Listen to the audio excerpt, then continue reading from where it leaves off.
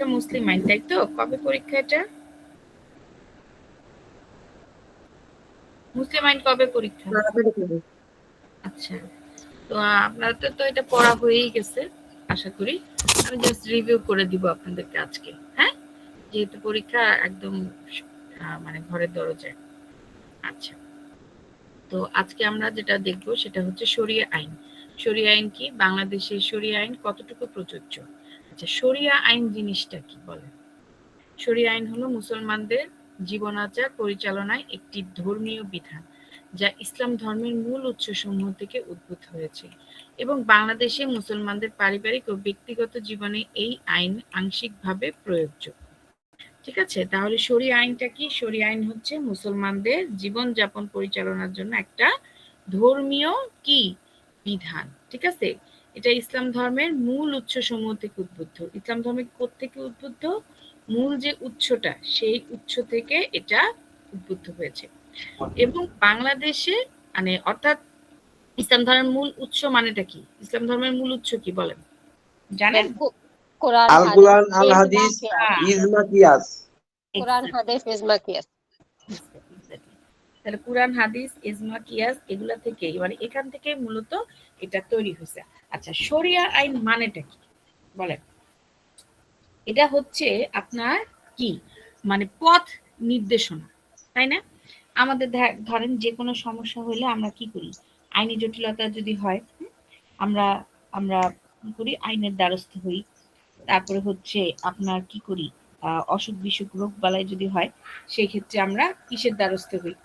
সেক্ষেত্রে আমরা ডাক্তারের দ্বারস্থ হই, ঠিক না?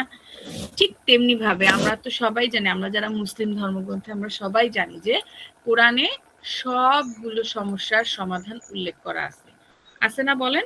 সব সমস্যার উল্লেখ করা আছে এবং কোরআনের আলোকেই কিন্তু মূলত এই শরিয়া আইন বলেন, মুসলিম আইন বলেন, তারপরে হচ্ছে যত মানে অর্থাৎ ফ্যামিলিগত যে আইনগুলো আছে, এগুলো সবগুলো কোরআনের আলোকেই কিন্তু তৈরি হয়েছে, তাই না? এটা কিন্তু মন গড়া কোনো আইন না, বা আইনবিদরা নিজের থেকে মন গড়া ভাবে কোনো আইন তৈরি করে নাই। এটা কিন্তু কোরআন বা ইসলামকে সামনে রেখে অর্থাৎ তাকে উৎস করে কিন্তু এই আইনগুলো উৎপত্তি হয়েছে। ঠিক তেমনি ভাবে তারই একটা পর্যালোচনার পথিক হচ্ছে শরিয়া আইন। ঠিক আছে, এই শরিয়া আইনটা হচ্ছে মুসলমান যারা আমরা আছি, এই মুসলমানদের জীবন আচরণ কিভাবে পরিচালনা করতে হবে আমাদেরকে, আমরা কোন বুঝবো কিভাবে কোনটা আমাদের সৎ পথে যাচ্ছে, কোনটা আমাদের অসৎ পথে যাচ্ছে, হ্যাঁ, এই জিনিসগুলো বুঝার ক্ষমতা আর কি যেটাকে বলা হয়, এইটাই হচ্ছে আপনার শরিয়া আইন। বুঝতে পারছেন? আচ্ছা, তাহলে শরিয়া আইনের উৎস যদি আমরা আবার একটু দেখি, দেখেন আল কোরআন ইসলামের মূল ধর্মগ্রন্থ যেটা, আল হাদিস মহানবী হযরত মুহাম্মদ সাল্লাল্লাহু আলাইহি সাল্লামের যে বাণী বা কর্মগুলো। আচ্ছা, একটা এই জিনিসটা কেন আসছে একটু বলি, যদি আপনারা জানেন, দেখেন কোরআনে সকল সমস্যার সমাধান আছে, এটা তো চিরন্তন সত্য।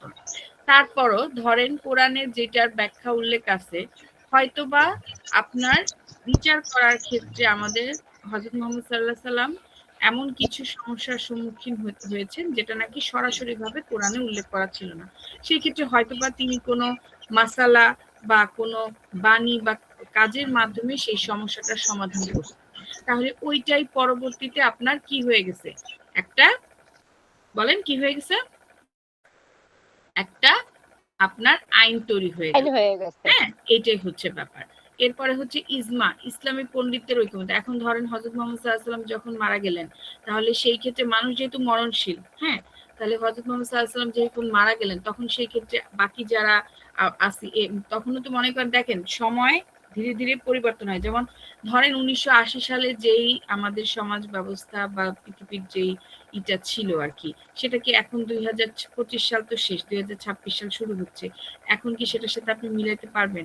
এখন আমরা 1980 সালের কাউকে দেখলে আমরা বলবো কি ব্যাকডেটেড, তাই না? তাদেরকে আমরা পাত্তাই দিব না, ঠিক কি না?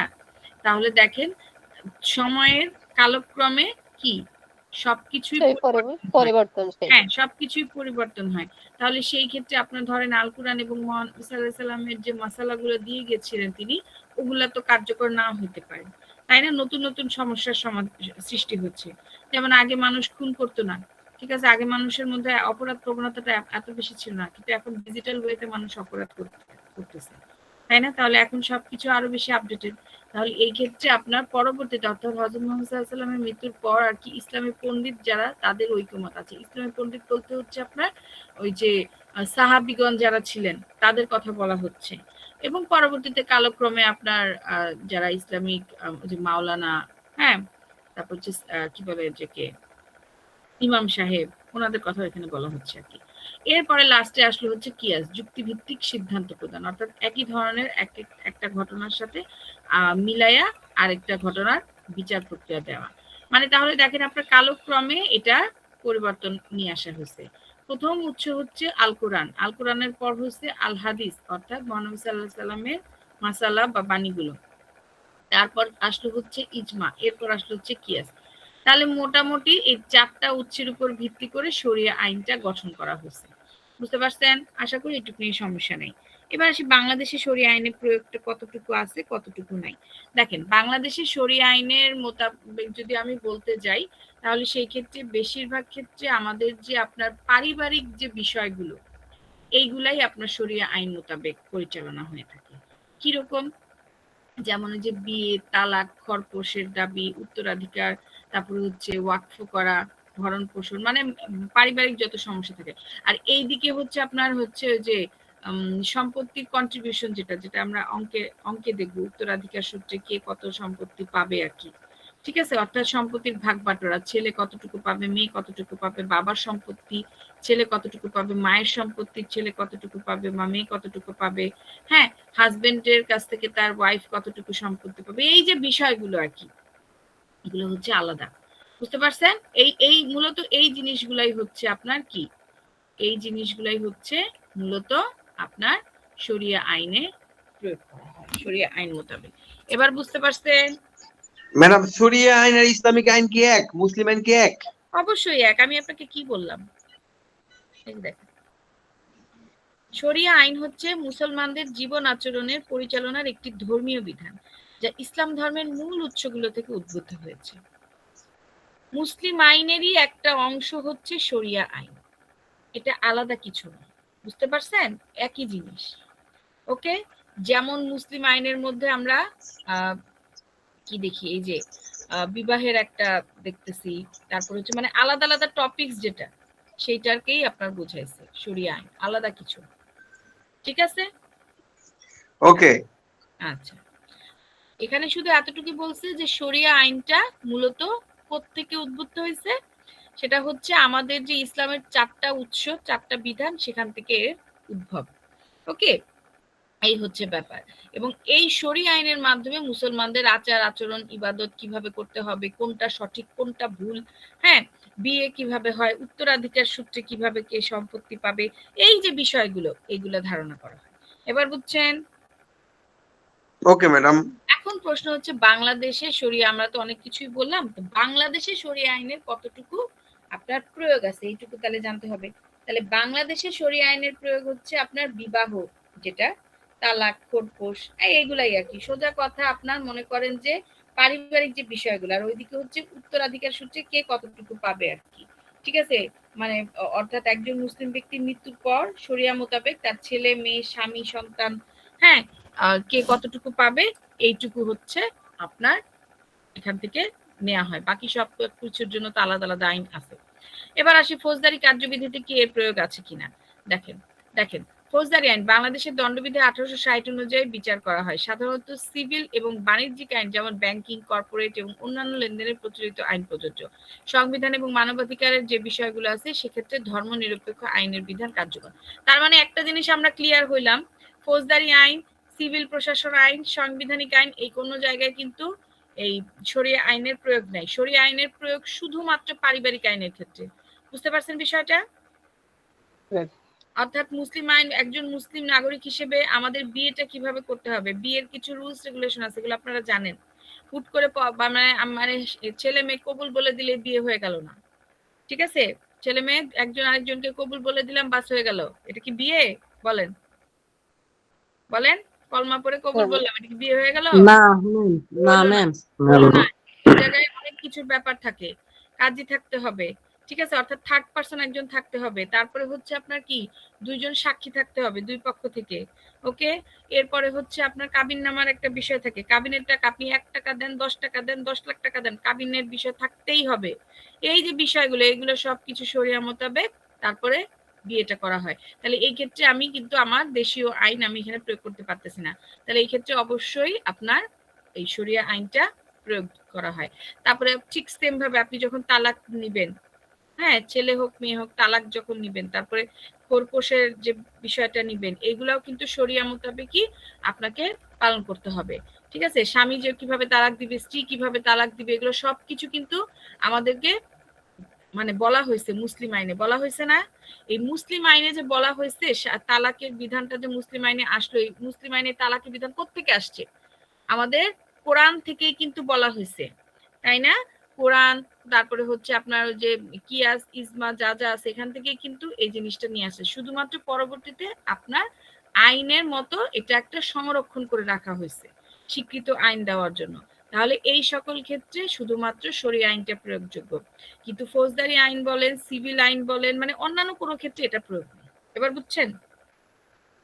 হ্যাঁ জি ম্যাম। ম্যাম একটা কথা ছিল ম্যাম। আচ্ছা বলেন।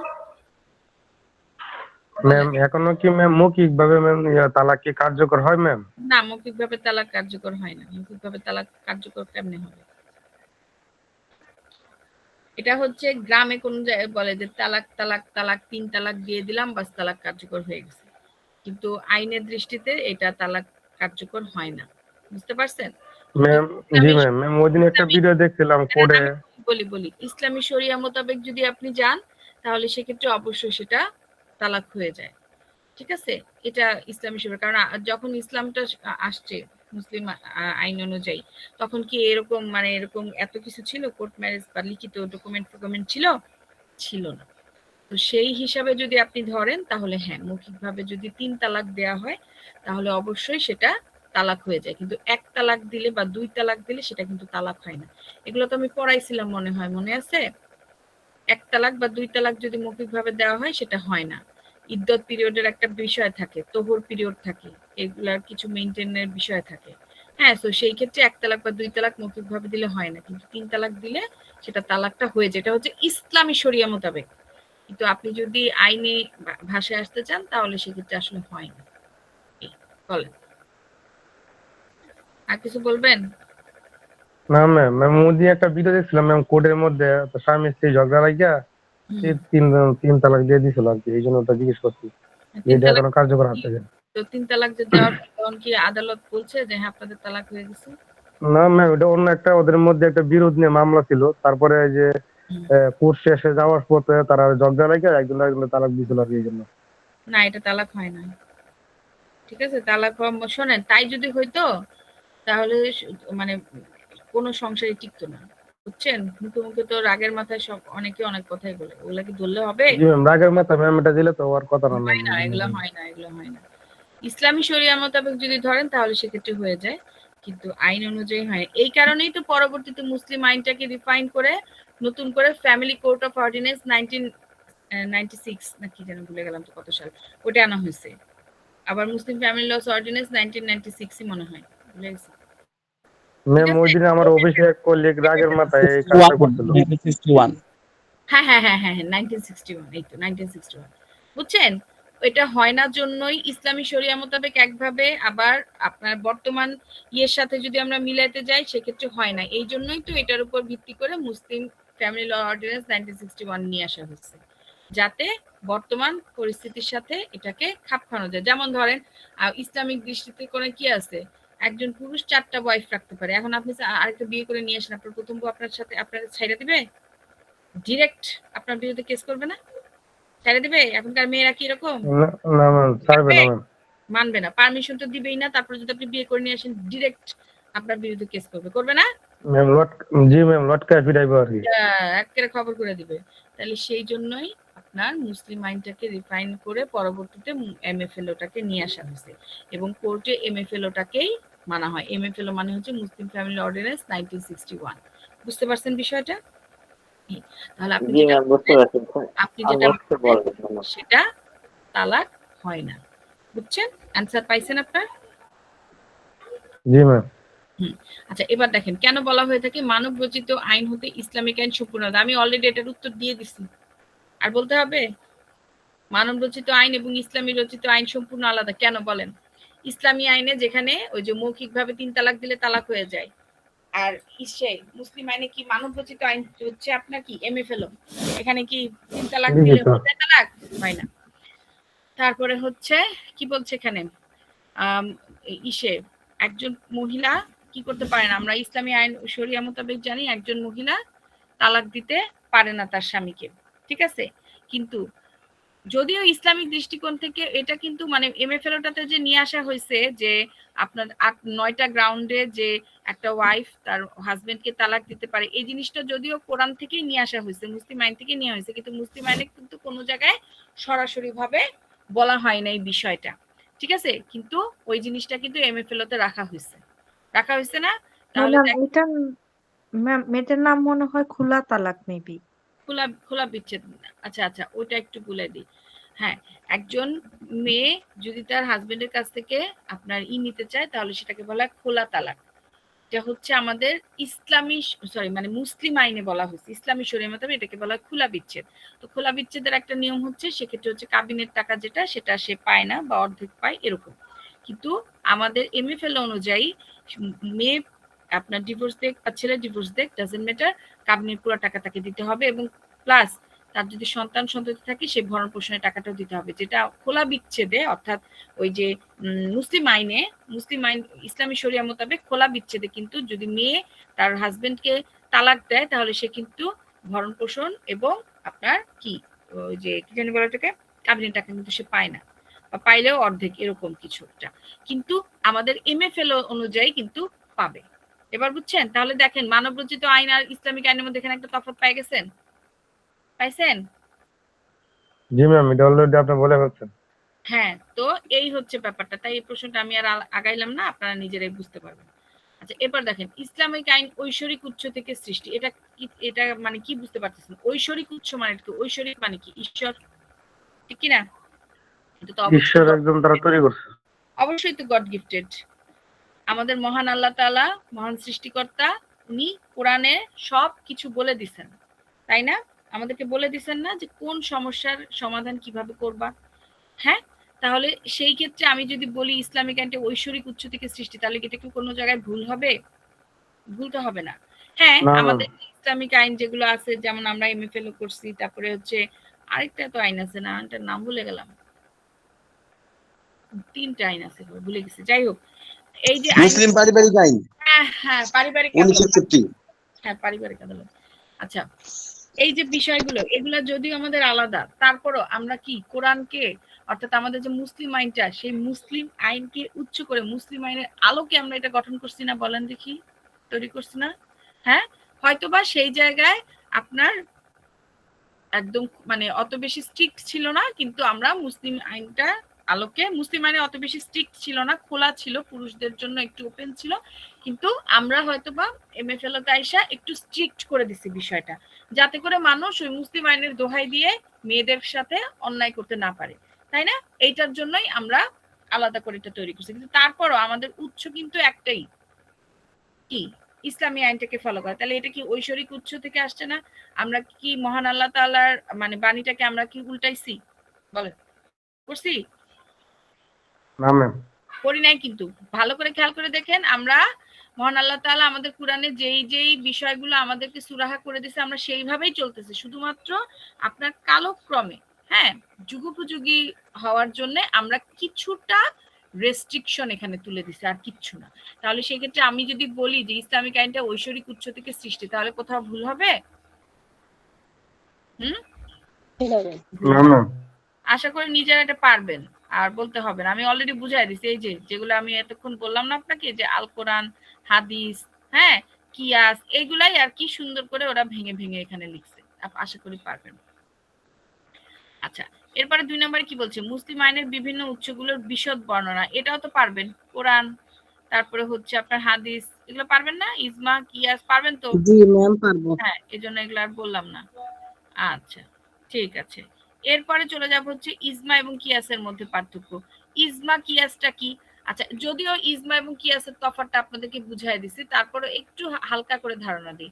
ইজমা জিনিসটা হচ্ছে আপনার কি, শরীয়তের কোনো বিষয়, কোনো যুগের বিষয় মুস্তাহিদ আলিমদের সর্বসম্মত ঐকমত। অর্থাৎ ওই যে বললাম না, আমাদের নবী রাসূলগণ যখন আর কি ছিলেন, নবী রাসূলগণ অর্থাৎ হযরত মুহাম্মদ সাল্লাল্লাহু আলাইহি সাল্লামের যে বাণীটা ছিল সেটাকে তো আমরা আল হাদিস বলবো, তাই না?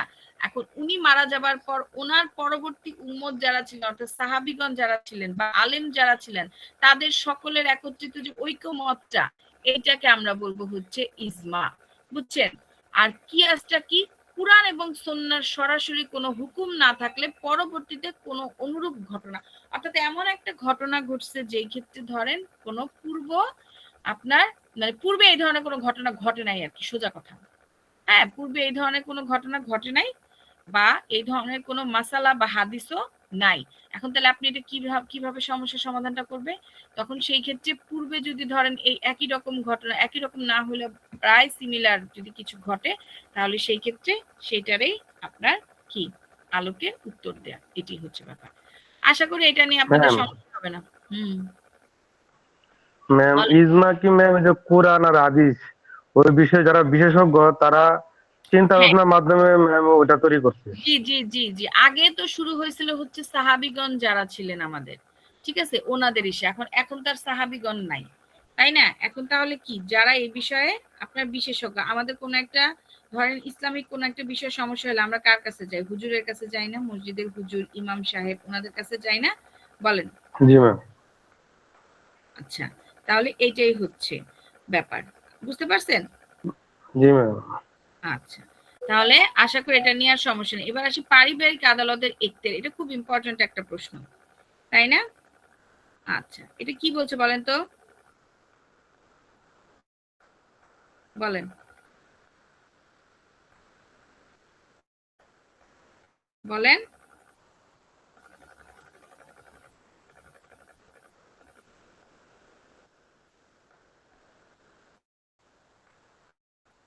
মানে এই আদালতে হচ্ছে যে মানে প্রত্যেকটা উপজেলা এবং সিটি কর্পোরেশন এলাকায় এটা একটা করে পারিবারিক আদালত গঠন করা হয়েছে এবং এগুলোতে পারিবারিক বিরোধগুলো নিষ্পত্তি করা হয়।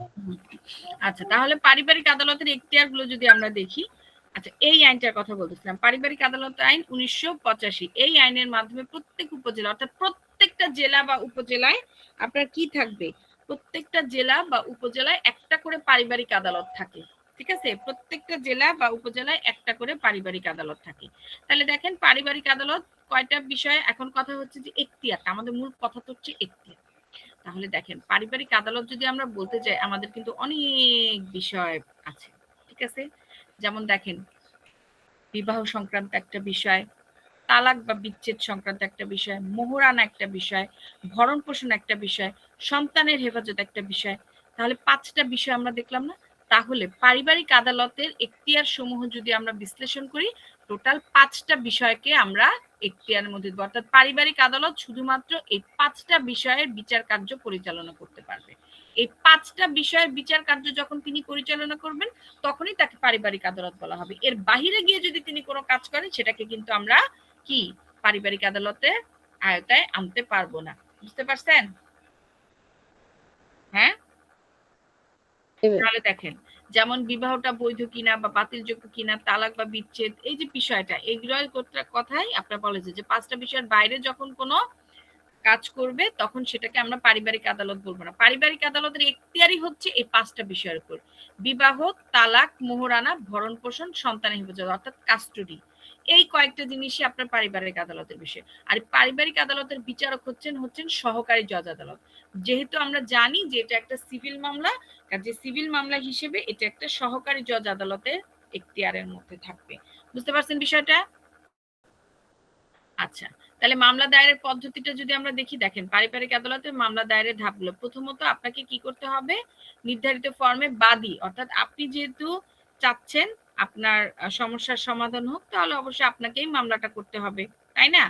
আপনাকে মামলাটা করতে হবে এবং আদালতের কাছে আবেদন করার সাথে সাথে আদালত কিন্তু আবেদনটা গ্রহণ করবে না। যেহেতু পারিবারিক বিষয় অনেক সময় হয় কি, রাগের মাথায় আপনার পরিবারের যে লোকজন, হাজবেন্ড ওয়াইফ, হ্যাঁ, তারা রাগের মাথায় আপনার কি করে একটা মানে ডিসিশন নিয়ে নেয়, যেটা পরবর্তীতে তারা আপনার পস্তাইতে থাকে যে হ্যাঁ এই কাজটা কেন করলাম, ভুল হয়েছে, এই সেই এরকম, তাহলে সেই এই জন্য আদালত সহজে কিন্তু গ্রহণ করে না।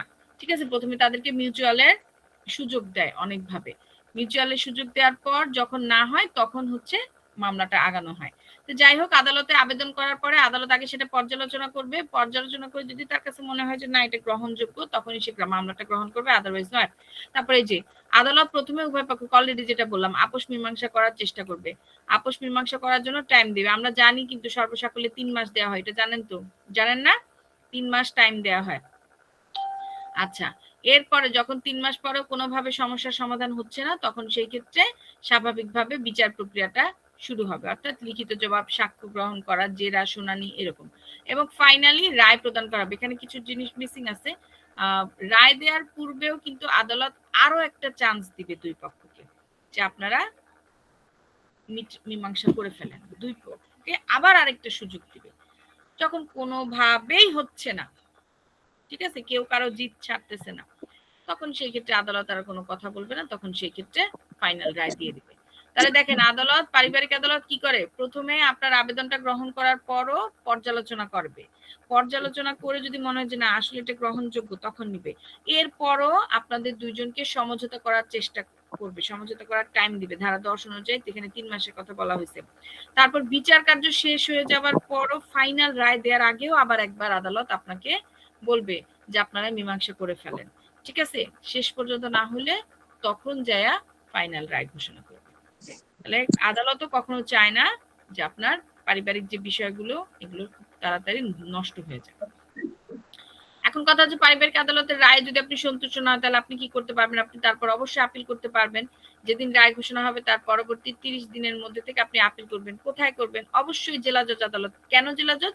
যেহেতু সহকারী জজ আদালতে আপনি মামলাটা করছেন, তাহলে সহকারী জজ আদালত হচ্ছে জেলা জজ আদালতের অধীন, তাহলে জেলা জজ আদালতে আপনাকে আপিল করতে হবে। আপিলের এখতিয়ার জেলা জজ এবং যুগ্ম জেলা জজ এই আপিল শুনানির এখতিয়ারটা রাখেন। শেষ। আর কোনো সমস্যা আছে? এরপর আসি 1974 সালে মুসলিম বিবাহ এবং তালাক রেজিস্ট্রেশন আইন কিভাবে বিবাহ এবং তালাক নিবন্ধিত হয়। বিবাহ বন্ধন নিবন্ধন না করলে কি শাস্তির কোনো ব্যবস্থা আছে? অবশ্যই শাস্তির ব্যবস্থা আছে।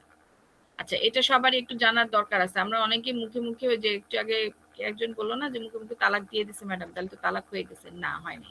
এই জিনিসটা আমরা একটু ক্লিয়ার হই। দেখেন, বিয়েটাও যেমন মুখে মুখে কবুল বললেই বিয়ে হয় না, ঠিক তেমনি তালাকও মুখে মুখে তালাক দিলেই খালি তালাকটা হয়ে যায় না, কিছু নিয়ম আছে। দেখেন নিয়মটা কি, দেখেন বিবাহ নিবন্ধনের পদ্ধতি, অবশ্যই নিকা রেজিস্ট্রারে নিযুক্তি থাকতে হবে। সরকার নির্দিষ্ট এলাকা ভিত্তিক একজন নিকা রেজিস্ট্রার রাখছেন, তার খাতায় আপনার নিকাটা অবশ্যই অবশ্যই রেজিস্ট্রিকৃত হইতে হবে।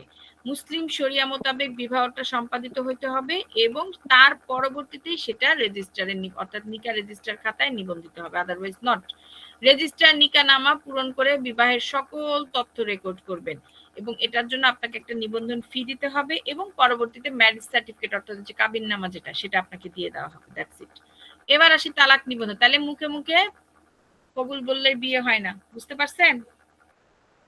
আচ্ছা, এবার আসি তালাক নিবন্ধনের পদ্ধতি। তালাকের নোটিশ প্রদান করতে হবে। আপনি তালাক হুট করে দিতে পারবেন না, আপনাকে নোটিশ দিতে হবে। কোথায় দিবেন? সেটা স্বামীদের বা স্ত্রীদের যেই এলাকায় আপনার বাসস্থান সেই এলাকার চেয়ারম্যান, মেয়র বা কর্তৃপক্ষ বরাবর নোটিশ দিতে। আচ্ছা, বাসস্থান বলতে ধরেন মেয়ে হচ্ছে ঢাকার, ছেলে হচ্ছে গাজীপুরের, তাহলে মেয়ে যদি ডিভোর্স দিতে চায় তাহলে গাজীপুরের যে চেয়ারম্যান, তার এলাকার যে চেয়ারম্যান, সেই চেয়ারম্যান বরাবর নোটিশ দিতে হবে। আবার ছেলে যদি মেয়েকে ডিভোর্স দিতে চায় তাহলে মেয়ে যেই এলাকায় আছে সেই এলাকার চেয়ারম্যান বরাবর তাকে ডিভোর্স নোটিশ দিতে হবে। ঠিক আছে? আচ্ছা, এরপর ম্যাডাম এটা আরেকবার বলেন ম্যাডাম, ক্লিয়ার না। কোনটা? ওই যে তালাক কে কারে দিবে? তো ছেলের বাড়ি এক জায়গায়, মেয়ের বাড়ি এক জায়গায়, তারা থাকে আরেক জায়গায় চাকরির কারণে, তাহলে কই তালাক দিবে ম্যাডাম?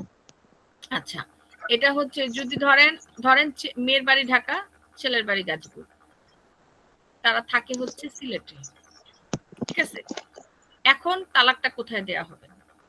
সাধারণত যদি ছেলে তালাক দিতে চায়, সাধারণত মেয়ে যে বাসস্থান যেই জায়গায় সেই জায়গায় দিতে হবে। সে চাইলে সিলেটেও দিতে পারে, আর যদি না হয় তাহলে সেক্ষেত্রে মেয়ের যে বাসস্থান, বাবার বাড়ি যেখানে, সেই জায়গায় তালাকটা দিতে পারবে। ঠিক আছে? ছেলেদের মেয়েদের ক্ষেত্রেও মেয়েরা যদি তালাক দিতে চায় ছেলেদেরকে সেম। আপনি যখন সিলেটে আছেন, সিলেটের আপনারা তালাক নিতে চাচ্ছেন, তো ঠিক আছে, সিলেটে আপনার তালাক নোটিশ দিয়ে দিবেন। আর যদি সিলেটে না থাকে তাহলে সেক্ষেত্রে ছেলের যে আপনার যে এলাকায় বাসস্থান সেই এলাকার চেয়ারম্যান বরাবর। এইটা বুঝতে পারছেন? ওকে ওকে। আচ্ছা, এরপরে হচ্ছে তালাকের যে অনুলিপি স্ত্রী এবং সংশ্লিষ্ট রেজিস্ট্রারকে প্রদান করা বাধ্যতামূলক। এখন স্বামী ধরেন তালাকের নোটিশ পাঠাই দিছে, নোটিশ পাঠাই দিলেই তো হবে না, এটা তো জানাইতে হবে, ওয়াইফকে জানাইতে হবে না? তাহলে ওয়াইফকে জানাইতে হবে, এটা বাধ্যতামূলক। এটা কাকে জানাবে? চেয়ারম্যান। ঠিক আছে, চেয়ারম্যান এটা জানাবে এবং সংশ্লিষ্ট যে রেজিস্ট্রার সেই রেজিস্ট্রারটাকে প্রদান করা এটা বাধ্যতামূলক। আর 90 দিনের নোটিশ প্রদানের 90 দিন অতিবাহিত না হওয়া পর্যন্ত বা কোনো ধরনের সমঝোতা না হওয়া পর্যন্ত তালাক কার্যকর হয়ে যাবে। এই যে ম্যাডাম সংশ্লিষ্ট রেজিস্টারটা কে? কোনটা সংশ্লিষ্ট রেজিস্টারটা কে? এই যে আপনার তালাকটা যে রেজিস্টার করা হইলো, এই যে তালাকে যে নোটিশটা পাঠাইলো, নোটিশটা যে রেজিস্টার করা হইলো, তাহলে এই রেজিস্টার ব্যক্তির কথা বলতেছে। ধরেন এই যে ঢাকা থেকে গাজীপুরে তালাকের নোটিশ পাঠানো হয়েছে, ঠিক আছে, চেয়ারম্যানের কাছে। চেয়ারম্যান কি করবে? তার রেজিস্টার যে থাকবেন ওনাকে বলবে না যে তুমি এটা করো, নিবন্ধন খাতার মধ্যে নাম্বারটা তুলো এবং ওই ব্যক্তিকে খবর পাঠাও, বলবে না? এইটার কথা বলছি, এই রেজিস্টারের কথা বলছি। এই রেজিস্টার চেয়ারম্যানের কাছে পাঠালে সবকিছু করে নাকি চেয়ারম্যান কোনটা বলেন? চেয়ারম্যানের দায়িত্ব কি আপনার বাড়ি বাড়ি গিয়ে পৌঁছানো, নাকি চেয়ারম্যানের দায়িত্ব আপনার বিচার করা? কোনটা বিচার করা? তাহলে চেয়ারম্যানের আন্ডারে লোক থাকে না? হ্যাঁ থাকে। ওই তো ওনাই হচ্ছে রেজিস্টার। বুঝতে পারছেন? এবার প্রতিদিন ধরেন 10-12টা তালাকের নোটিশ চেয়ারম্যানের কাছে আসছে, বুঝছেন বিষয়টা? ওনার কি সবগুলা মনে রাখা সম্ভব? সম্ভব না। তো এই জন্য রেজিস্টার রাখা হয়, যে রেজিস্টার কি করবে, তালাকের যে নোটিশগুলো আসছে নাম্বার সহকারে, নাম সহকারে এখানে নিবন্ধন করে রেজিস্টার খাতার মধ্যে। ওটা কিন্তু তালাক রেজিস্টার হয় না, ওটা কিন্তু তালাক রেজিস্টার হয় না, বুঝেন বিষয়টা? ওটা কিন্তু তালাক রেজিস্টার হয় না, শুধুমাত্র তালাকের যে নোটিশটা পাঠাইলো সেইটা রেজিস্টার মানে নিবন্ধনটা খাতার মধ্যে উঠায়, বুঝছেন? তালাকটা হবে আদালতে, আদালত যখন রায় প্রদান করে দিয়ে চেয়ারম্যানের কাছে আবার পাঠিয়ে দিবে, তখন সেটা তালাক হয়ে যাবে। সেটার জন্য আলাদা খাতা আছে, আলাদা আলাদা রেজিস্টার খাতা থাকে। বুঝতে পারছেন? স্যার আমি একটু যোগ করতে চাই এখানে। বলেন। আমি যোগ করতে চাই, কারণ লোকালি অনেক তালাক স্যার কাজী সাহেবের মাধ্যমে দেওয়া হয়। কাজী সাহেব কিন্তু কাজী সাহেব স্যার ওই ইউনিয়নের বিবাহ এবং তালাকের রেজিস্টারের দায়িত্ব পালন করেন স্যার। হ্যাঁ এটাও হয়। এই যে রেজিস্টারের কথা যে বললাম, কাজী বা রেজিস্টার, এই যে বলতেছেন লোকালি যে হয়ে যায়, এটা কি চেয়ারম্যানের কাছে আপনার কাছে মনে হয় খবর যায় না? চেয়ারম্যানের কাছে খবর যায় স্যার, কিন্তু এই চেয়ারম্যান যে আপনার মানে যে রেজিস্টার বা কাজীর কথা আপনি বলতেছেন, এই রেজিস্টার সাহেব কেডা? এই তো চেয়ারম্যানের আন্ডারেই তো সে থাকবে, আমি তো তার কথাই বলতেছি। জি স্যার। তাহলে আমি তো সেটাই বলতেছি, চেয়ারম্যানের তো ঠেকা পড়ে নাই যে আপনাদের মানে গিয়ে গিয়ে বাড়ি বাড়ি গিয়ে নোটিশ দিয়ে নিয়ে আসা। রেজিস্ট্রার সাহেবের কাছে বলা হবে, তিনি তালাকের যে রেজিস্টার খাতাটা সেই খাতার মধ্যে নিবন্ধন করবেন, নিবন্ধন করার পরে আপনাকে নোটিশ পাঠানো হবে, অর্থাৎ আপনাকে জানাবে, এবং এটা বাধ্যতামূলক, জানাইতেই হবে। বুঝতে পারছেন? আচ্ছা, অনেক সময় দেখা যায় যে ম্যাডাম চেয়ারম্যানের রেজিস্ট্রার কিছু তো জানান, এটা তো আমি দেখায় একটা আমি মাত্র বলতে চাচ্ছিলাম, আপনি কথাটা টান দিয়েছেন। এটা হয় না, এটা কিছু প্রসেস আছে। অনেক সময় হয় কি যে গোপনে তালাক দিতে চায়, বিশেষ করে যখন বাচ্চা থাকে। মেয়েরা এই জিনিসটা একটু বেশি করে, সেটা হচ্ছে যখন বাচ্চা থাকে তারা ভাবে যে বাচ্চার কাস্টডিতে চলে যাবে, এই চিন্তা করে তারা করে কি যে তালাকটা যখন পাঠায়, এখানে আমাদের কিছু কিছু আছে, মানে বলে দেওয়া হয় যে ইসের কাছে 3 মাস পরে যাতে যায়, হ্যাঁ এরকম, বা এমন মুহূর্তে যাতে যায় 3 মাস না, দেখা গেছে যে 4 বছর পর আসছে, ওইটাই তো বলতেছি, তখন লুকায় থাকে জিনিসটা। 3 মাস পরে যাবে, অথবা এমন একটা প্রসেসে যাবে যখন আর কি মনে করেন যে আমি এদিক থেকে সব বুঝাই ফেলবো। তো এইটা আসলে মনে করেন যে আমাদের মানে উকিল যারা আছে আমাদেরও কিছু আছে, গাফিলতি আছে, এবং রেজিস্ট্রারকে কিছু টাকা পয়সা দিয়ে আমরা এই জিনিসটা করি, বুঝছেন? এই হচ্ছে ব্যাপারটা, কিন্তু এটা কিন্তু একটা অন্যায়, ইলিগাল কাজ, বুঝছেন? এরকম করা হয়, ইভেন ছেলেরাও করে যে মানে সে একটা বিয়ে করবে এই করবে, এই জন্য পরে কি আপনার নোটিশটা পাঠায় ঠিকই, এবং ওখানে বলে দেওয়া থাকে যে নোটিশটা পরে পাঠাবেন। এদিকে সে ওই যে 3 মাস, আমরা তো জানি যে তালাক কার্যকর হয়ে যাওয়ার পরবর্তী 3 মাস আপনি করতে পারবেন না, 3 মাস পরে আপনি যে বিয়ে করবেন সে বিয়ে শাদীটা করে তারপরে তালাক, তখন তো যা হওয়ার হয়ে গেছে। এই যে বিষয়টা, ঠিক আছে, এই জিনিসগুলো আসলে লোকাল ভাবেই করা হয়, কিন্তু এটা একটা ইল্লিগাল কাজ, বুঝতে পারছেন বিষয়টা? এবং এটা আসলে এখন এই ক্ষেত্রে কি রেজিস্ট্রারের কোনো শাস্তি নাই ম্যাডাম? অবশ্যই শাস্তি আছে, মানে এই ক্ষেত্রে হ্যাঁ, পেশাগত অসদাচরণের জন্য তাকে ই করা হবে, শাস্তি তো অবশ্যই আছে, রেজিস্ট্রারের শাস্তি আছে, তারপরে হচ্ছে আপনার যদি কোনোভাবে দেখেন যে চেয়ারম্যান ইনভলভ, চেয়ারম্যানের শাস্তি আছে, সবারই শাস্তি আছে, কিন্তু এটা আসলে কার্যকর হয়ই না। আচ্ছা যাই হোক, আমরা আগাই আমাদের সময় নাই, 10:30 বেজে গেছে। আচ্ছা গেল, তারপরে হচ্ছে তালাক রেজিস্ট্রেশন। এই যে তালাকটা যখন, এই যে বললাম না যে তালাকটা যখন হয়ে যাবে, তালাক কিন্তু চেয়ারম্যান করায় না, আবারও বলতেছি তালাক চেয়ারম্যান করায় না। চেয়ারম্যান প্রথমে তাদেরকে একত্রিত করে সমাধান করার চেষ্টা করে, সুরাহা করার চেষ্টা করে, পরবর্তীতে যাবে কোর্টের কাছে। এবং আপনারা অনেক সময় যে বললেন না যে লোকালি কাজী সাহেব আপনার বিয়েও করায়, আবার ইও করায়, তালাকও করায়, এটা তাহলে কেমনে? কাজী সাহেব তালাক করাইলেও, তালাক রেজিস্ট্রেশন করাইলেও, বিয়ে রেজিস্ট্রেশন করাইলেও এই কাগজটা কিন্তু আপনার কোর্ট থেকে নিয়ে আসে, তা জানেন আপনারা?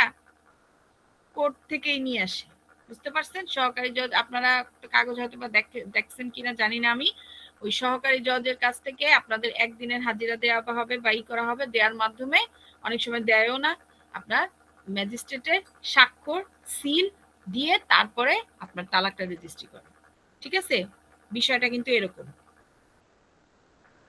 কারণ তালাকটা রেজিস্ট্রি না হলে আপনি যদি ওই কোর্টের নোটিশ অনুযায়ী, কোর্টের যে আপনার রুলস, সেই রুলস অনুযায়ী আপনি যদি তালাক রেজিস্ট্রেশন না করেন, পরবর্তীতে কিন্তু আপনি ওই আপনার যে দেনমোহর, এরপরে হচ্ছে আপনার যে কি বলে খোরপোশ, এগুলা কোনো কিছু কিন্তু আপনি দাবি করতে পারবেন না। তো আবার অনেক সময় দেখা যায় যে ঘরোয়া ভাবে বসে আর কি তালাকটা হয়ে গেল কাজীর মাধ্যমে, হয় না? এরকম দেখি না আমরা গ্রাম অঞ্চলে, দেখি না, দেখি কি না? জি ম্যাম, এটা এখনো আছে ম্যাম মাঝে মধ্যে। হ্যাঁ, আপনারা তো মনে করতেছেন যে তালাকটা হয়ে গেছে, না, এই যে কাজী সাহেব বসে আপনাদের তালাক করাইলো, তালাক করার পরে সে কি করবে? সে তখন আপনার এই যে কাগজটা, হ্যাঁ তালাকের যে কাগজটা, এই কাগজটা ম্যাজিস্ট্রেট বরাবর পাঠানো হবে, ঠিক আছে? ওইখানে ম্যাজিস্ট্রেটের সিগনেচার নিয়ে আসার হবে, মানে সিল সিগনেচার নিয়ে আসার পরবর্তীতে সেটা তালাকটা রেজিস্ট্রেশন, তার আগ পর্যন্ত তালাক রেজিস্ট্রেশন হয় না। যাই হোক, আমরা আগায় যাই, বেশি সময় নেই, এত কিছু বুঝাইতে গেলে আমাদের পুরো একটা চলে যাবে। বিবাহ নিবন্ধন না করলে কি শাস্তি? দেখেন, বিবাহ যদি নিবন্ধন না করে তাহলে তার শাস্তি কি? এই যে রেজিস্ট্রারের কথা কে যেন বললেন, দেখেন যদি কোনো রেজিস্ট্রার নিকাহ বা বিবাহ রেজিস্ট্রেশন না করে, তাহলে বিবাহটা নিবন্ধন যদি না করেন, তাহলে সেক্ষেত্রে তার কি হবে? সর্বোচ্চ 1 মাসের কারাদণ্ড এবং সর্বোচ্চ 1000 টাকা অর্থদণ্ড। 1000 টাকা না 10,000 টাকা হবে এখানে? আমি যতটুকু জানি এখানে 10,000 টাকা হওয়ার কথা, একটু চেক করে নিবেন, অথবা উভয় দণ্ডে দণ্ডিত হতে পারেন, ঠিক আছে? এই হচ্ছে ব্যাপার, বুঝছেন? তার এই রেজিস্টার যদি না করে কাজটা, তাহলে এই যে এই শাস্তি হবে তার। এটা শুধু নিকার ক্ষেত্রে না, তালাক রেজিস্ট্রেশনের ক্ষেত্রে একই, কিন্তু এখানে মনে হয় 1000 না, এখানে 10,000 হবে। আমি যতটুকু জানি 10,000ই হবে, দেখে নিন।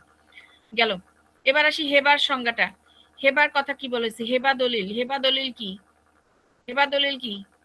নিঃস্বার্থভাবে কাউকে কোনো কিছু দান করা। হেবা হচ্ছে দান।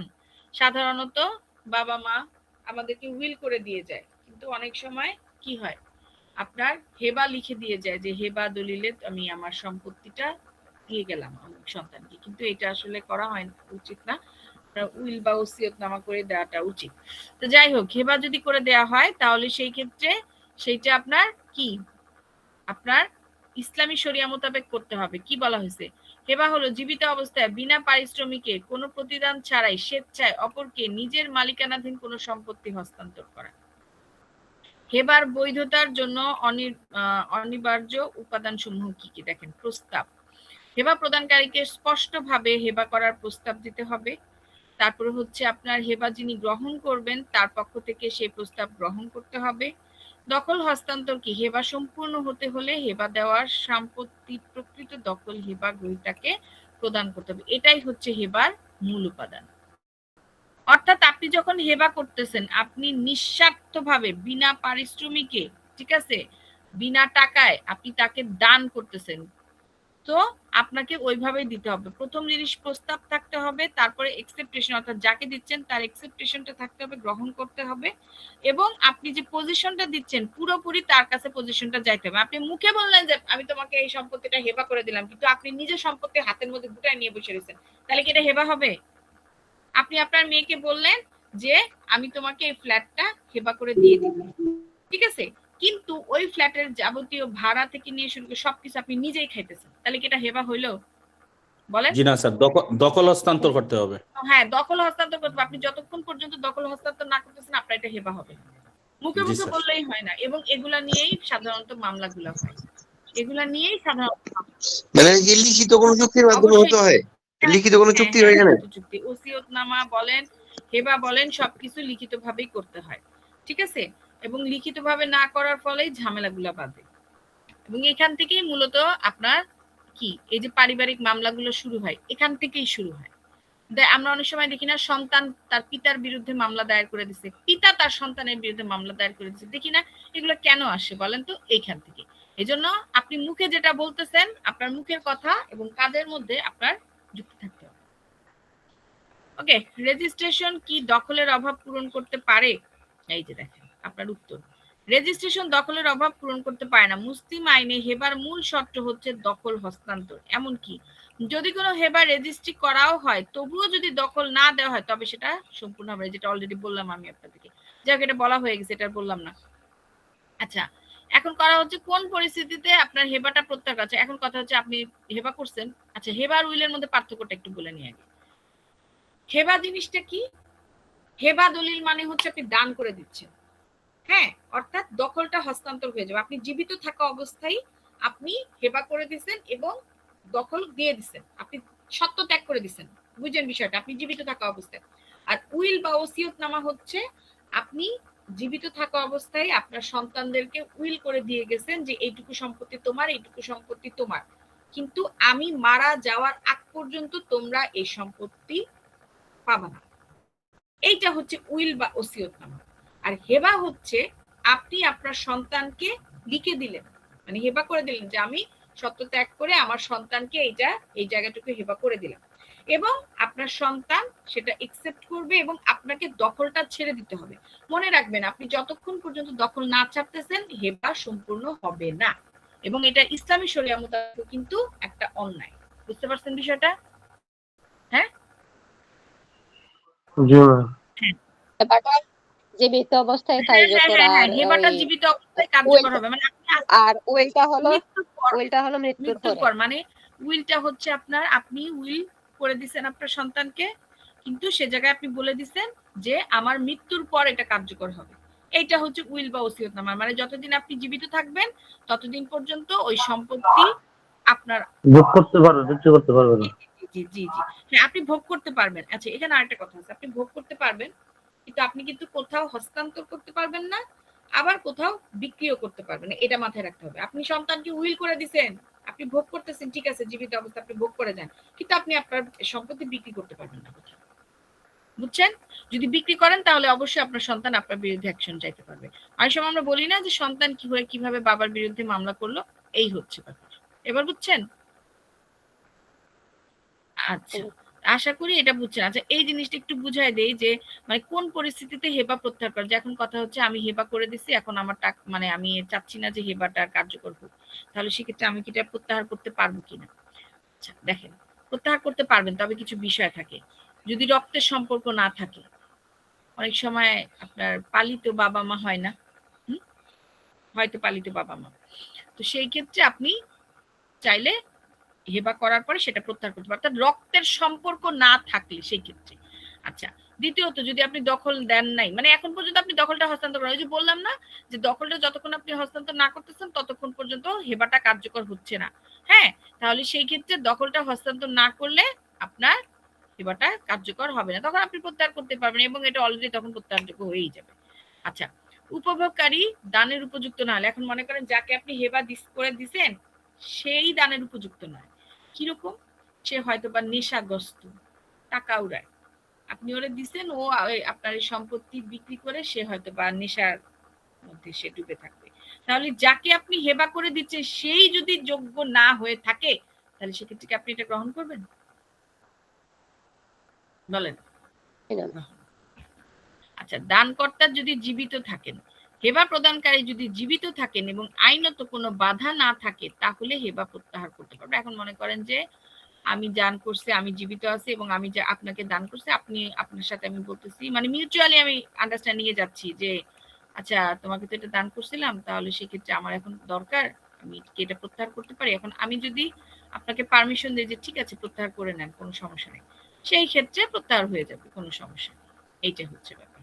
আর হচ্ছে যদি কোনো ভুল থাকে, অর্থাৎ প্রতারণার দরুন যদি কোনো ভুল হয়ে থাকে, তাহলে সেই ক্ষেত্রে আপনার তো সেটা বাতিল যোগ্যই। মানে আপনি বলছেন একভাবে কিন্তু আমি বুঝছি আরেকভাবে, এরকম যদি হয় তাহলে সেই ক্ষেত্রে আপনার এটা আপনার বাতিল যোগ্য আর কি। তবে যদি হেবা পিতা কর্তৃক পুত্রকে দেওয়া হয় বা কোনো স্বামী বা স্ত্রীর মধ্যে দেওয়া হয়, তাহলে সাধারণত এটা প্রত্যাহারযোগ্য হবে না। যদি বাবা অর্থাৎ সন্তানকে যদি তার বাবা হেবা করে দেয়, পরবর্তীতে এটা কোনো মিথ্যা বা যদি এরকম হয় যে আমি তো ভুল করে তোমাকে বলে ফেলছিলাম, আমি আসলে তোমাকে এটা গ্রহণযোগ্য হবে না। কারণ সন্তান হিসেবে আপনার সম্পত্তি পাওয়ার হক তার আছে, আপনি যদি সেই হকটা তার না দেন, তাহলে সেক্ষেত্রে আপনি অন্যায়কারী হয়ে যাচ্ছেন। তো এই ক্ষেত্রে কোনো মিথ্যা ছলনা প্রতারণার আশ্রয় নিয়ে আপনি এটা মানে মানে অজুহাত দিয়ে আপনি সেটাকে করবেন, এটা কিন্তু হবে না ভাই, বুঝতে পারছেন? ঠিক তেমনি ভাবে স্বামী স্ত্রীর মধ্যে কারো যদি কোনো সম্পত্তি আপনি হেবা করে দেন, সেটা পরবর্তীতে আপনি প্রত্যাহার করতে পারবেন না। আশা করি বুঝে গেছেন এবং এই প্রশ্নটা আপনাদের জন্য খুব ইম্পর্টেন্ট, এই প্রশ্নটা আপনাদেরকে পড়তেই হবে। এরপরে হচ্ছে রেজিস্ট্রেশন কি বৈধ দানের দখলীয় উপাদান অভাব দূর করতে পারে? কখন একটি দান প্রত্যাহারযোগ্য নয়? আচ্ছা, মুসলিম আইন অনুযায়ী একটি বৈধ দানের জন্য 3টি প্রধান উপাদান প্রয়োজন। দান করার ইচ্ছা থাকতে হবে, দান গ্রহীতার গ্রহণ, ওই যেটা অলরেডি বললাম, ইচ্ছা, আপনাকে দান করার ইচ্ছা বা গিফট বা ডিক্লারেশন। আচ্ছা, এখানে একটা জিনিস একটু বলেন তো, দান, ওয়াকফ, হ্যাঁ, ওয়াকফ আর হেবা দুটো কি এক জিনিস? বলেন। না, দুইটা এক জিনিস। না ম্যাম, দুইটাই তো দান, দুইটাই তো দান, তাহলে কেন আলাদা? কেন আলাদা? ওয়াকফটা হচ্ছে ধর্মীয় অনুযায়ী কোন মসজিদ হ্যাঁ। মন্দিরে দান করা। মসজিদ মন্দিরে দরকার, মানে আপনি সত্য এবং ত্যাগ করে আপনি এই দানের আল্লাহর নামে আপনি উৎসর্গ করে দিচ্ছেন। এবং এই দানের উদ্দেশ্য হচ্ছে, এই দানের উদ্দেশ্য হলো গরিব দুঃখী প্লাস সমাজের অবহেলিত মানুষকে বা মসজিদের মুয়াজ্জিন বা মন্দিরের যারা থাকে পুরোহিত তাদেরকে সহযোগিতা করা। ওয়াকফের উদ্দেশ্যই হচ্ছে সমাজ কল্যাণ। সত্য ত্যাগ করে আপনি দুনিয়া থেকে মানে ওই জায়গা থেকে কোনো কিছু রিটার্ন আসার জন্য আপনি দিচ্ছেন না, বরং আপনি আল্লাহর রাস্তে দান করে দিচ্ছেন, আল্লাহর কাছ থেকে আপনি রিটার্ন পাবেন এই আশায়, সোয়াবের আশায় আপনি সেটা রিটার্ন করে দিচ্ছেন, মানে কি দান করে দিচ্ছেন। এইটা হচ্ছে ওয়াকফ। আর হেবা হচ্ছে কি? হেবা হচ্ছে আপনি আপনার সন্তান সন্ততিকে আপনি দিচ্ছেন, যদিও সেখান থেকে আপনি রিটার্ন পাচ্ছেন না, কিন্তু তারপরও কোনো না কোনো ভাবে রিটার্ন আপনি আশা করেন যে আমি মানে কি বৃদ্ধ বয়সে আমার সন্তানরা আমাকে দেখাশোনা করবে, এই সেই কি আশা করেন না? বাবা মা আশা করে না? তাহলে এটা হচ্ছে হেবা, বুঝছেন? তাহলে হেবা এবং ওয়াকফের মধ্যে এটাই পার্থক্য, বাকি সবকিছু ওকে আছে। আশা করি বুঝছেন, এই জন্য আমি আর কিছু আগাইলাম না, পরীক্ষা একদম ঘরের দরজা, এই জন্য বুঝলাম না। আচ্ছা, এই জিনিসটা একটু বুঝতে হবে, ওয়াকফটা অবশ্যই প্রাপ্তবয়স্ক ব্যক্তির সাথে হইতে হবে আপনার, মানে আপনি যে সম্পত্তির মালিক, বুঝেন বিষয়টা, আপনাকেও প্রাপ্তবয়স্ক হইতে হবে, যাকে আপনি দিচ্ছেন তাকেও প্রাপ্তবয়স্ক হইতে হবে। এখন আপনি ওয়াকফ মানে কি? ওয়াকফ মানে হচ্ছে আপনি দান করে দিচ্ছেন ইসলামী শরীয়ত। এখন আপনি যদি একটা 6 বছরের বাচ্চাকে দান করেন বা 18 বছরের নিচে যে আছে তাকে যদি আপনি দান করেন, তাহলে ও কি এটা বুঝবে? ও কি বুঝবে বলেন? একজন সাধারণ অর্থে ধরেন মুয়াজ্জিন, একটা মসজিদের মুয়াজ্জিন, ওর বয়স ধরেন 16 বা 17 বছর। এখন ওরে যদি আপনি মানে বলেন যে তোমাকে আমি ওয়াকফ করে দিলাম আর কি, ও কি এটা কিছু করতে পারবে? বলেন, পারবে? পারবে না। তাহলে সেই ক্ষেত্রে মাথায় রাখতে হবে, ওয়াকফটা অবশ্যই প্রাপ্তবয়স্ক পূর্ণ বুদ্ধি সম্পন্ন ব্যক্তিকে দিতে হবে। এবং আপনি যে সম্পত্তিটা দান করতেছেন সেটার একটা বৈধ মালিকানা আপনার থাকতে হবে। আপনি বৈধ মালিক না, আপনি বৈধ মালিক না, অন্যের সম্পত্তি। মানে আপনি কি করছেন, মানে বেশি দানশীলতা দেখাইতে গিয়ে আপনার বাপের সম্পত্তি যায় আপনি ওয়াকফ করতেছেন, তাহলে হবে? আপনার বাপ নিজেই দেয়নি এখন পর্যন্ত এই সম্পত্তি, তাহলে কি আপনি সেই সম্পত্তি ওয়াকফ করতে পারবেন? সেই সম্পত্তি ওয়াকফ করার অধিকার বা ক্ষমতা একমাত্র আপনার বাবার আছে, আপনার কিন্তু নাই। আছে ম্যাডাম?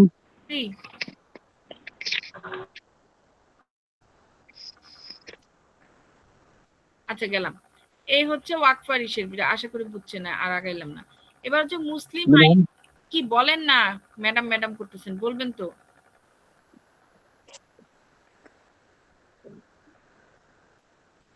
আচ্ছা, মুসলিম আইনে মুতাওয়াল্লি বলতে কি বুঝো, কিভাবে একজন মুতাওয়াল্লি নিয়োগ বা অপসারণ করা যাচ্ছে? মুতাওয়াল্লি কি এর আগে বুঝতে হবে। মুতাওয়াল্লি হচ্ছে মূলত কাকে বলা হয়, মানে কি বলে ওটাকে, মানে ওই যে যিনি আর কি আপনার মনে করেন যে কি বলে ওয়াকফ সম্পত্তি যে নিয়ন্ত্রণ করেন, বললাম receiver one kind of receiver আর কি। মানে আমি যে সম্পত্তিটা ওয়াকফ করলাম, তাহলে আপনি মানে একটা মসজিদ বা মাদ্রাসা করার জন্য আমি সম্পত্তিটা ওয়াকফ করে দিলাম, তাহলে আপনি আমার কাছ থেকে সম্পত্তিটা নিলেন এবং আপনি দায়িত্বটা নিলেন যে হ্যাঁ আমি এখানে মাদ্রাসা করব, মসজিদ করব, এরকম আপনি একটা দায়িত্ব নিলেন। অর্থাৎ ওই সম্পত্তির পুরোপুরি তত্ত্বাবধানে আপনি আছেন, তাহলে আপনাকে বলা হয় মুতাওয়াল্লি। এখন প্রয়োজনে আমি যে কোনো সময় আপনাকে কি করতে পারি, বাদ দিতে পারি, আপনাকে নিয়োগও করতে পারি, আপনাকে অপসারণও করতে পারি, এই ক্ষমতাটা আমার আছে। তাহলে দায়িত্ব সমূহ কি থাকবে? স্বাভাবিক, আমরা বুঝতে পারতেছি যে ওয়াকফ সম্পত্তির সঠিক দেখাশোনা করতে হবে, আয়ের হিসাব রাখতে হবে, এই মানে কোনো খারাপ উদ্দেশ্যে কাজটা করা হচ্ছে কিনা সেদিকে খেয়াল রাখতে হবে। এই আর হচ্ছে আপনার কি নিয়োগের উপায়টা কি? অবশ্যই অবশ্যই ওয়াকফ ঘোষণার সময় ওয়াকিফ নিজেই একজন মুতাল্লি নিয়োগ করবে। অর্থাৎ আমি যখন আমার একটা সম্পত্তি ওয়াকফ করে দিচ্ছি তখন আমি কি করব, নিয়োগ করব। অথবা উইলের মাধ্যমেও আমি নিয়োগ করতে পারি, হ্যাঁ, যে মৃত্যুর আগে উইলের মাধ্যমে যে কোনো একজন ব্যক্তিকে মানে মুতাল্লি মনোনীত করে দেওয়া যাবে। অর্থাৎ সোজা কথা মুতাল্লি মানেই হচ্ছে আপনার কি, মানে রিসিভার যাকে নিয়োগ করা হয়, এই হচ্ছে ব্যাপার। পূর্বে মনোনীত যদি না থাকেন তাহলে সেক্ষেত্রে ক্লাস কি শেষ হয়ে গেল নাকি? না ম্যাম। আচ্ছা ঠিক আছে, আবার উত্তরাধিকার শুধু। আর অপসারণ কারণ কি? সোজা কথা, সে যদি তার দায়িত্ব অবহেলা করে, গাফিলতি করে, এইগুলাই হচ্ছে ব্যাপার। ওয়াকফ সম্পত্তি যদি আত্মসাৎ বা অপব্যবহার করে, এই হচ্ছে ব্যাপারগুলো। এগুলো তো আপনারা বুঝবেন আশা করি। আর মানসিক ভাবে যদি আপনার হয়ে থাকে, বুদ্ধি শুদ্ধি কম থাকে, তাহলে সেক্ষেত্রে। এবার আসি তালাকি তহফিজ। এগুলো মিস আর এখানে হচ্ছে ওয়াকফ আর ট্রাস্টির মধ্যে যে পার্থক্য, এটা একটু যদি বলতেন। ট্রাস্ট, হ্যাঁ ট্রাস্ট আর ওয়াকফের মধ্যে ট্রাস্ট হচ্ছে আপনার, আপনি ওখান থেকে কিছু রিটার্ন পাওয়ার আশায় আছেন, বুঝছেন? ওয়াকফতে আপনার কোনো রিটার্ন নাই, বেসিক্যালি একই জিনিস, সেম জিনিস, পরিবর্তিত কিছু নাই। কিন্তু ট্রাস্টি হচ্ছে বিষয়টা কি, ধরেন আমি একটা এতিমখানা, আমি ঠিক আছে, তো এই যে এতিমখানাটা যে আমি করলাম, এখানে সম্পত্তিটা আমার, হ্যাঁ, কিন্তু এই এতিমখানার যে যাবতীয়, মানে আমি পুরোপুরি ছাড়ি নাই সম্পত্তিটা আর কি, বুঝতে পারছেন? এতিমখানায় যে আপনার যাবতীয় ইটি গুলা, টাকা পয়সা গুলো যা যা মানে হচ্ছে সব আমার কাছ থেকে, মানে আমার কাছে মানুষজন টাকা পয়সা দান করতেছে, জমা করতেছে, এখান থেকে যাচ্ছে। অর্থাৎ একটা ফাউন্ডেশন করে দিলাম আমি, যেমন আচ্ছা একটু সহজভাবে বুঝে, যেমন একটা এনজিও গুলার কাজ কি? এনজিও গুলো কিন্তু বেসিক্যালি আমরা যখন দেখি এনজিও গুলো আমাদেরকে সাহায্য করে, ঋণ দিয়ে সাহায্য করে, তাই না? তারপরে হচ্ছে বিভিন্ন যে কম্বল টম্বল এগুলো কম খরচের মধ্যে দিয়ে সাহায্য করে, এগুলো করে দেখি না আমরা। আমরা কিন্তু ওরা আমাদেরকে সাহায্য করে, তাহলে ওরাই টাকাগুলো করতে পারে। একবার চিন্তা করছেন ওরা টাকাগুলো করতে পায়, ওদের পেট কিভাবে চলে?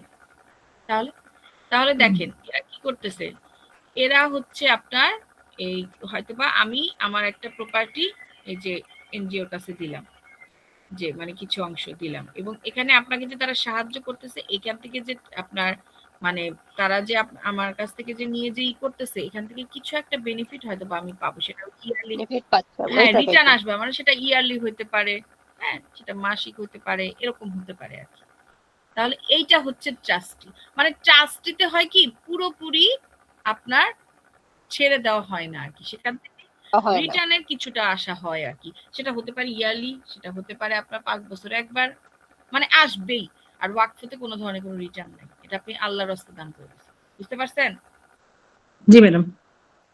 জি, সময় নেই, আর তো পড়াইতে পারলাম না। তালাক তো পারবেন, তালাকে তো তালাক কিভাবে, এটা পারেন না? পারবেনই তো, আমি পড়াইছি বহুবার।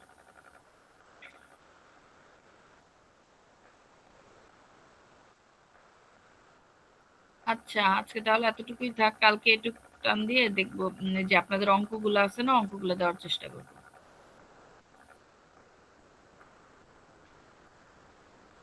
আর 2টা প্রশ্ন ছিল ফ্ল্যাট কোশ্চেন, ওগুলা কালকে দিয়ে তারপর শেষ করবো। আচ্ছা ঠিক আছে, তাহলে ভালো থাকবেন, আজকে এতটুকুই। জি আসসালামু আলাইকুম।